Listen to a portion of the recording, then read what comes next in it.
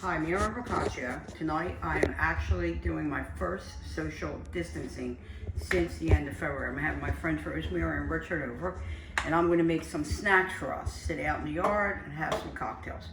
I wanted to show you this really easy one that Maria insists I make for her all the time. It's the simplest thing. Extra virgin olive oil and leeks. It's basically leeks and chickpeas. But tonight what I'm going to do with them is I'm going to actually put them in a food processor and turn them into a crostini so that we don't have to eat with forks and spoons. It will be all finger food. So I have my leeks already chopped up. I'm going to use 1 can. Like I said before, you can go through the trouble of soaking beans and doing all that, but you're at home. Why do you want to bother with that? I'm sure you have a million other things to do. So I got my leeks on. I'm gonna let them get cooked. So I'm gonna make, so far what I have planned is some crostini with Jersey tomatoes, mozzarella, melted in the oven, like a little crostini pizza. But I'm going to make stuffed olives from one of our favorite restaurants literally in the world, okay? So this place is in New York. It's called Via Carota, and I've never gone to New York since it opened and haven't eaten there. If I'm in New York for a week, I eat 2, 3 times, 4 times. It's one of the most popular restaurants in New York and one of the best restaurants that you can walk into. From the food, the vibe, you're always going to run into a celebrity. I mean, I've seen Jake Gyllenhaal there, I've seen Paul Giamatti, Frances McDermott. I've seen so many people there, it's not funny. So I'm going to make her stuffed olives. They're a little bit of work, but like I told you before, food is love. So make them for somebody you love.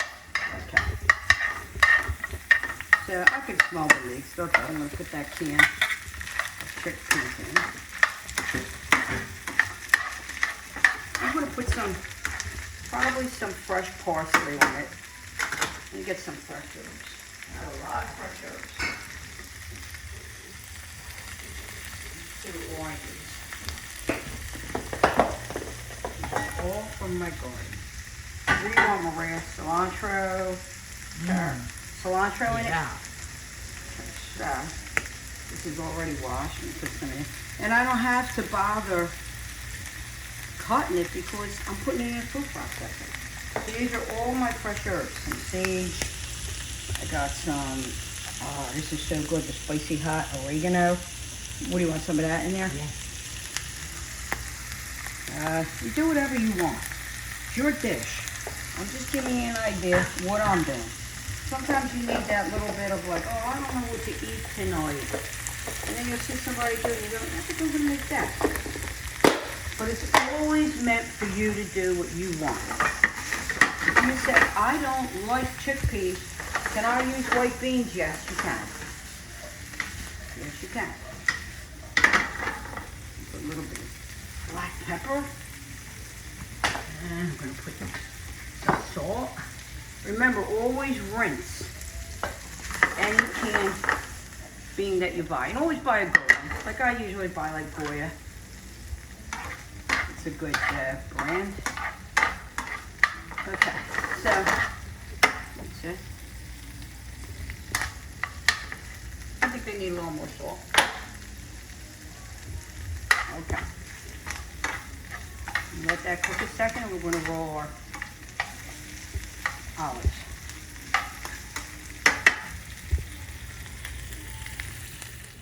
So in here, tonight I'm using Maglio sausage. It's another great sausage. And this has in it, I put a couple tablespoons of egg, beaten egg, and I put, it's about 1/3 of a cup total of mixed Parmesan and mixed Pecorino Romano. This is my, scaled down version of Via Carota's. But if you go on Google, you can actually go to New York Times and they have given the recipe to New York Times for this. So you can actually make it. You don't have to remember any of the ingredients. You can just go there and get it. But this is, it's called a panache, actually. And it's about a quarter or, yeah, maybe less than a quarter of a cup of milk and the same amount of breadcrumbs. So you put it in there, you let it sit for 5 minutes till it comes to like this. So I'm going to put it in there. I'm not sure how much we're going to need, but I'm going to guess we need it all. And then you're going to mix that all in. I'm going to put gloves on because I don't want to put my hands in meat. Even though it's getting cooked, I just don't want to. I'm going to put a little bit of salt, a little bit of pepper. Whoop. I'm telling you, this restaurant is incredible. When I go to New York, oh God, it's the first thing, I can't wait until I can get back there. I'm going to mix this. Whoop. These gloves are too big for me. They don't work, but I don't like the other gloves. I don't want the food gloves. I can't roll them with gloves on. It's impossible. And if a food's getting cooked, you can do it with bare hands. So what you do is you put a little slit in it. It's a Castro Lavana olive. That's what she uses. Take a little piece. You've made a little slit in it. Take a little piece. I told you they're time consuming. They're made with love, okay? You want to take them. It's kind of like a meatball. Like if you were making a rice bowl, what you would do is roll this and then you'd open it up to stick the pea in it or the cheese. This is opposite. You're going to just roll around it. When we first started eating them and tried to duplicate them, we were doing it all messed up. Then we figured out one day, no, what she does is coats the olives. So you make them as big as you want, but I'm going to say about this big. You want to try to make them all uniform. Now, the reason why I'm doing them like this instead of like doing a bowl, putting in flour, egg, breadcrumbs, because the way that you work, you always do one step at a time. You think that you're getting ahead of the game by like, okay, do this, do this, do this. No, you're not. And really, if you went to classical cooking school, they would teach you that same thing. You do one motion at a time. You never do this, do that, do that. It's the same as if you have a knife. You're cutting something, you got to put the knife down to go do it. You do one thing at a time. So I just wanted to show you that. So I'm going to finish rolling these, and then I'm going to show you how we're going to bread them. I'm going to make this a little smaller, actually. So that was a half a pound of sausage that I used. And you can see I got 12 out of it. It's like making a meatball, only you're really like rolling it around that. You can see how nice they are. So then you're going to go flour, egg. This is the tricky part because it's hard to get egg, I think, to stick to flour. Then you're going to put them in breadcrumbs. I always give them a little roll. Roll them again for the breadcrumbs.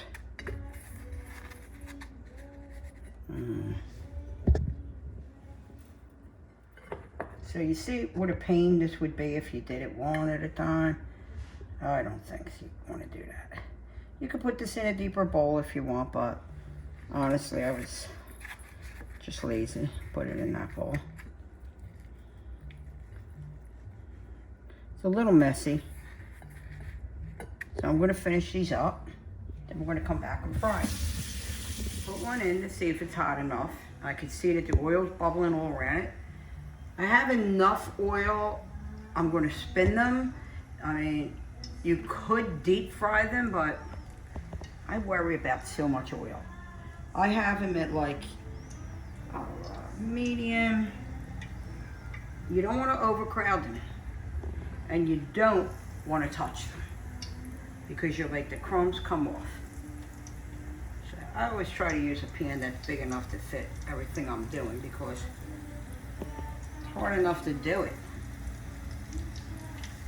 But you do need room to move. So this was the first one I put in. If you get the chance, when you're in New York, to go here, now I'm not going to tell you a lie.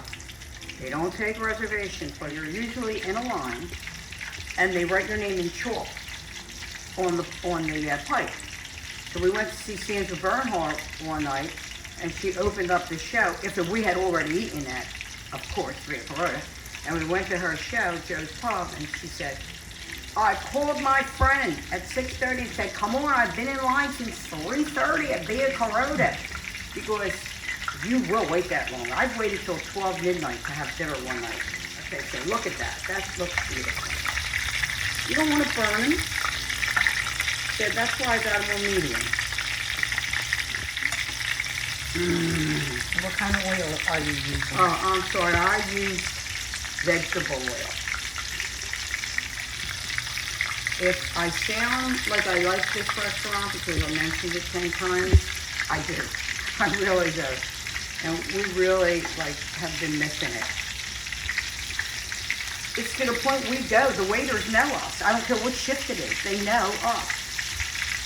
And it's just a thin layer of sausage, so. This one's done. Look at that. That's beautiful. I'm gonna put them on a paper towel. Spin them around, put them all around. Well, Maria's mom passed away at least 46 years ago. And we've had this pan since then. That goes to show how old it is. And like I said before, it ain't what it looks like, it's what it cooks like. So I'm going to finish these up and we can come back. What you're thinking, I ain't never making them. They're hard. But look at the finished product. Just look at that finished product, okay? It's really worth it. And if you want, get a bigger olive. Get like a Cerignola pitted. They're bigger and it'll be easier for you, but it's going to take up more sausage too. Remember that. It's not going to be as pretty as this. The point in these is they look like little balls. They're so pretty. So I'm going to hold off on them because I'm going to put them in my toaster oven to heat them up for Richard and Rosemary. It'll be here about an hour or so. And the way you serve them, you just sprinkle Parmesan and Pecorino Romano on it, because that is the mix that I had in the sausage. You mix both Pecorino and the Parmesan. You just grate it on there, and it's all you need. No sauce, nothing. And I'll show it to you when I plate it tonight. I wanted to show you. This is what it looks like. It's kind of like a hummus, only it's a little thicker. I know you know how to work a processor. If you have one, you know it's not going to really work that good until you add a little liquid. So then I added, I think, 2 tablespoons of extra virgin olive oil. And we're going to take this, we're going to put it on a crostini. Look at that, it's so pretty. And it's so good, it really is good. And if you're having like a sit-down dinner and you want to use it as an appetizer, just make it and leave it whole. Don't put it in the processor. It's really good. People like it with the oil and they can dip their bread in it. It's a really good appetizer. So after I plate everything, I'll show you the snacks that I made for tonight. So this is the finished product. These are the sausage, the stuffed sausage. Aren't they pretty? I sprinkled some Pecorino Romano, and I'm also going to add some Parmesan cheese to it. I didn't do that yet, but I'm going to do it. I just wanted to show you the dish.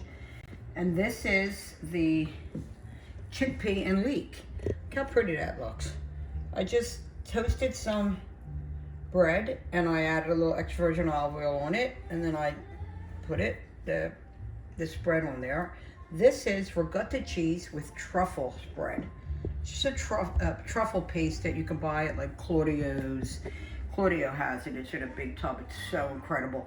I put it in scrambled eggs and everything. It's so good. So these are 2 of my snacks. I also have some toasted bread with fresh tomatoes and mozzarella on it. I'm going to put that in the oven. And that's about it. Just a couple snacks. And Rosemary is bringing over crab claws, so we're going to have those also. So I want to tell you, if you like the video, share it. If you make it, send me photos. Stay safe out there and cheers.